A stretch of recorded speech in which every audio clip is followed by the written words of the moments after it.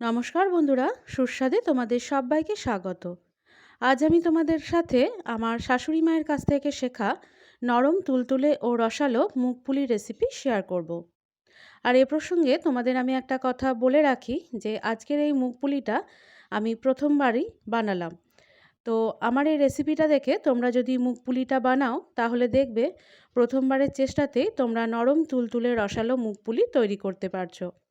তো চলো দেরি না করে শুরু করে দিই আমার আজকের রেসিপিটা। তো দেখো, এখানে আমি মুগ ডাল নিয়ে নিয়েছি। মুগ ডালটা আমি শুকনো কড়াতে নেড়ে ড্রাই রোস্ট করে নিয়েছি। এরপর এটাকে ঠান্ডা করে নিয়ে এটা আমি জল দিয়ে ধুয়ে নেব। আর এখানে আমি লাল আলু নিয়ে নিয়েছি। লাল আলুটা খোসা ছাড়িয়ে মাঝখান থেকে পাতলা করে দু টুকরো করে কেটে নিয়েছি। এবার এটা আমি ধুয়ে নেব। তো দেখো, এখানে আমার মুগ ডালটা ধোয়া হয়ে গেছে। আমি জলে বার দুয়েক মতো এই ডালটা ধুয়ে নিয়েছি। এবার একটা প্রেসার কুকার নিয়ে নিলাম। এবার এর মধ্যে দিয়ে দিলাম পরিমাণ মতো জল। এবার এর মধ্যে দিয়ে দিলাম কেটে রাখা লাল আলুগুলো আর দিয়ে দিলাম মুগ ডাল। তো এখানে আমি মোটামুটি 200 গ্রাম চালের জন্য 1.5 গ্লাস পরিমাণ মতো জল ব্যবহার করেছি। এবার এর মধ্যে কিছুটা পরিমাণ নুন দিয়ে ভালো করে মিশিয়ে নিলাম। মিশিয়ে নেওয়ার পর ঢাকাটা লাগিয়ে দিয়ে আমি কুকারে এটা 2 থেকে 3টে হুইসেল দিয়ে নেব। তো ডালটা সেদ্ধ করতে দিয়ে এদিকে আমি পুরটা তৈরি করে নেব। তো তার জন্য কড়ার মধ্যে নিয়ে নিয়েছি নারকেল কোড়া। এবার এর মধ্যে আমি পরিমাণ মতো চিনি দিয়ে দিলাম। আর এর মধ্যে দিয়ে দিলাম গুঁড়ো দুধ। এখানে আমি একটা নারকেলের জন্য 2 প্যাকেট গুঁড়ো দুধের ব্যবহার করেছি। বাজারে যে 10 টাকা সাইজের গুঁড়ো দুধের প্যাকেট পাওয়া যায় সেই প্যাকেট নিলেই হয়ে যাবে। এবার এই উপকরণগুলো খুব ভালো করে মিশিয়ে নিলাম। ভালো করে মিশিয়ে নেওয়ার পর এর মধ্যে 1 কাপ মতো দুধ দিয়ে দিলাম। দুধটা দিয়ে আবারও এটা ভালো করে মিশিয়ে নেব। 1 কাপ দুধ দিয়ে এটা আমার বেশ একটু শুকনো শুকনো মতো আছে, তখন আরও একটু দুধ এতে অ্যাড করলাম। আবারও এটা মিশিয়ে নেব। আর দুধটা আমি কিন্তু রুম টেম্পারেচারের দুধ নিয়েছি। এই মিশ্রণটা খুব ভালো করে মিশে গেলে এবার এই কড়াটা আমি গ্যাসের মধ্যে বসিয়ে দিয়েছি। গ্যাসের মধ্যে বসিয়ে দিয়ে এটা মিডিয়াম টু হাই ফ্লেমে এটা আমাকে সমানেই নেড়ে যেতে হবে। সমানে নেড়ে নিয়ে যখন দেখব এটা এরকম ঘন হয়ে গেছে, তোমরা দেখতেই পাচ্ছ কীরকম টেক্সচারটা এসেছে।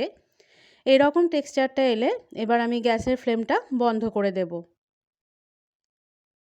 এবার এটাকে আমি ঠান্ডা করে নেব। ঠান্ডা করে নিলেই দেখবে এটা আরেকটু শক্ত হয়ে যাচ্ছে, তাহলেই এটা একদম পারফেক্ট একটা পুর তৈরি হয়ে যাবে। তো এটা আমি অন্য একটা বাটিতে তুলে নিলাম। অন্য একটা বাটিতে ট্রান্সফার করে নিলে দেখবে এই পুরটা খুব তাড়াতাড়ি ঠান্ডা হয়ে যাবে।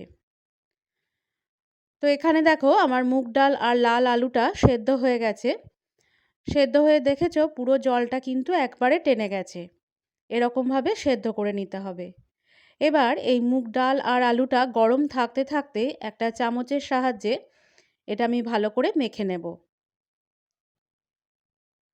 এই ডাল আর আলুটা একদম মোলায়েম করে খুব মিহি করে এটা মিশিয়ে নিতে হবে, যাতে এর মধ্যে আলু বা ডালের কোনো দানা না থাকে। তো দেখো, এখানে আমার মিশ্রণটা খুব ভালোভাবে মিশে গেছে।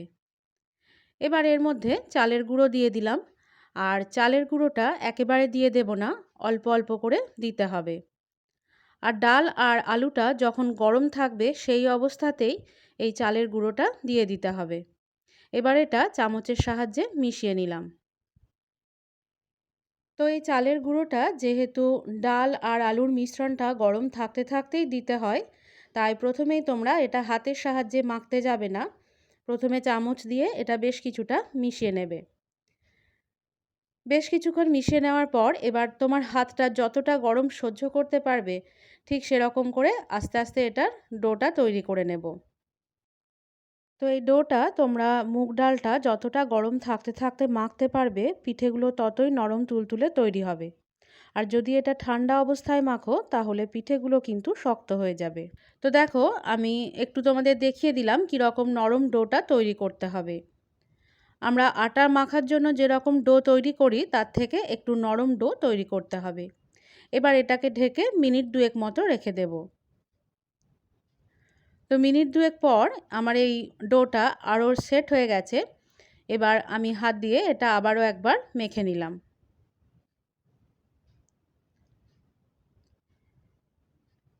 তো এবার আমি এখানে আমার কিছু ইনগ্রিডিয়েন্টস নিয়ে নিচ্ছি, যেমন দেখো চালের গুঁড়ো নিয়ে নিয়েছি আর পুরটাও নিয়ে নিয়েছি। এবার তোমরা যখন পিঠেটা তৈরি করবে তখন হাতে প্রথমে এভাবে একটু চালের গুঁড়োটা মাখিয়ে নেবে। তারপর একটা লুচি সাইজের ডো কেটে নিতে হবে। বেশ কিছুটা নেওয়ার পর হাতের সাহায্যে এভাবে চেপে চেপে প্রথমে গোল করে নিও। গোলটা করা হয়ে গেলে এবার এটা আমি 2 হাত দিয়ে ভালো করে গোল করে নিয়ে একটা বাটির আকারে গড়ে নেব। এরকম বাটির মতো করে নেওয়ার পর এবার আমি যে নারকেলের পুরটা বানিয়েছিলাম সেই পুরটার থেকে কিছুটা পরিমাণ নিয়ে এর মধ্যে ভরে দিলাম। ভরে দেওয়ার পর আমি যেরকমভাবে দেখালাম সেভাবে এর দুটো মুখ জুড়ে দিতে হবে। জুড়ে দেওয়ার পর আমি যেরকম দেখাচ্ছি এরকম লম্বা শেপে গড়ে নিতে হবে। তো দেখো এখানে আমার একটা মুখ পুলি রেডি হয়ে গেছে। একইভাবে বাকি সমস্ত মুখ পুলিগুলো আমি তৈরি করে নেব। আর যতবারই তোমরা ডোটা থেকে লেচি কাটবে ততবারই হাতে একটু করে শুকনো চালের গুঁড়ো তোমরা মাখিয়ে নিও। এতে করে এই ডোটার থেকে হাতের মধ্যে লেগে যাবে না। তো দেখো এখানে আমার বেশ খানিকগুলো মুখ পুলি গড়া হয়ে গেছে। এবার এগুলো আমি ভেজে নেব। তো মুখ পুলিগুলো ভাজার জন্য আমি আগের থেকেই এখানে সাদা তেল গরম করতে দিয়েছিলাম। তেলটা বেশ ভালো মতো গরম হয়ে গেলে এর মধ্যে মুখ পুলিগুলো দিয়ে দিলাম। একটা দিক 3-4 মিনিট ভাজা হয়ে যাওয়ার পর আরেকটা দিক উল্টে দিলাম।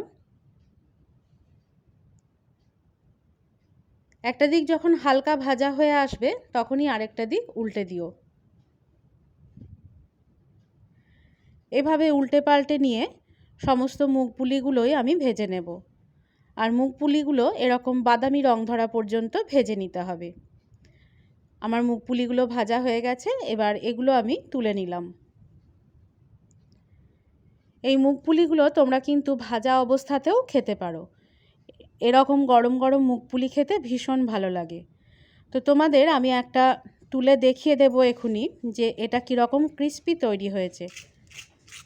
তোমরা নিশ্চয়ই এই সাউন্ডে বুঝতে পারছো এগুলো কীরকম ক্রিস্পি তৈরি হয়েছে। তো কেউ ভাজা খেতে চাইলে এই অবস্থাতেই ভাজাটা খেয়ে নিতে পারো। তো আমি যেহেতু এগুলো রসে দেব তাই এবার রসটা তৈরি করে নেব। তো দেখো রস তৈরির জন্য আমি প্রথমেই জলটা নিয়ে নিয়েছিলাম। জলটা একটু গরম হয়ে যাওয়ার পর এর মধ্যে পরিমাণ মতো চিনি দিয়ে দিলাম। চিনিটা দিয়ে এটা ভালো করে মিশিয়ে নেব। মিশিয়ে নেওয়ার পর এবার এটা আমি ফুটতে দেব। আর এই রসটা ফোটার সময় আমি গ্যাসের ফ্লেমটাকে হাই রেখেছি। রসটা মোটামুটি মিনিট 10 ফোটার পর তো এরকম দেখো একটা 2 তারের রস তৈরি হবে। খুব বেশি ঘন হবে না, আবার খুব বেশি পাতলাও হবে না। এবার আমি গ্যাসের ফ্লেমটা বন্ধ করে দিলাম। এবার এর মধ্যে একটু আমি এলাচের দানা দিয়ে দিলাম। আর এলাচের দানাগুলো আমি একটু ক্রাশ করে নিয়েছি। এবার এটা ভালো করে মিশিয়ে দিলাম। এবার একটা একটা করে মুখ পুলি নিয়ে আমি এই রসের মধ্যে দিয়ে দিলাম। সমস্ত মুখ পুলিগুলো একসঙ্গে দিয়ে দিতে যাবে না, এরকম একটা একটা করে মুখ পুলি দিয়ে দেবে। সমস্ত মুখ পুলিগুলো দেওয়ার পর ওপরের দিকের যে মুখ পুলিগুলো রসের মধ্যে ডোবেনি সেগুলো একটু খুন্তির সাহায্যে নিয়ে এভাবে ডুবিয়ে দিতে হবে। সমস্ত মুখ পুলিগুলো ডুবে গেলে এবার এটাকে ঢেকে রেখে দেব 4 থেকে 5 ঘন্টার জন্য। 4-5 ঘন্টা পর আমি ঢাকাটা খুলে নিলাম। তো দেখো সমস্ত মুখ পুলিগুলোই রসে ভালো করে ভিজে গেছে। এবার আমি তোমাদের একটা প্লেটে তুলে দেখিয়ে দেব যে এটা কতটা সফট তৈরি হয়েছে।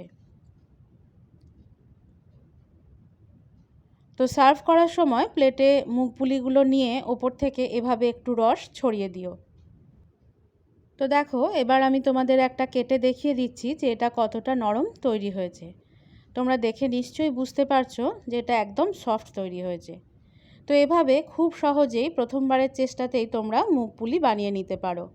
আর আশা করি আমার আজকের রেসিপি তোমাদের ভালো লেগেছে। ভালো লেগে থাকলে লাইক, শেয়ার, কমেন্ট করার সাথে সাথে আমার চ্যানেলটিকে সাবস্ক্রাইব করে বেল আইকনটি ক্লিক করারও অনুরোধ জানালাম। সকলে সুস্থ থেকো।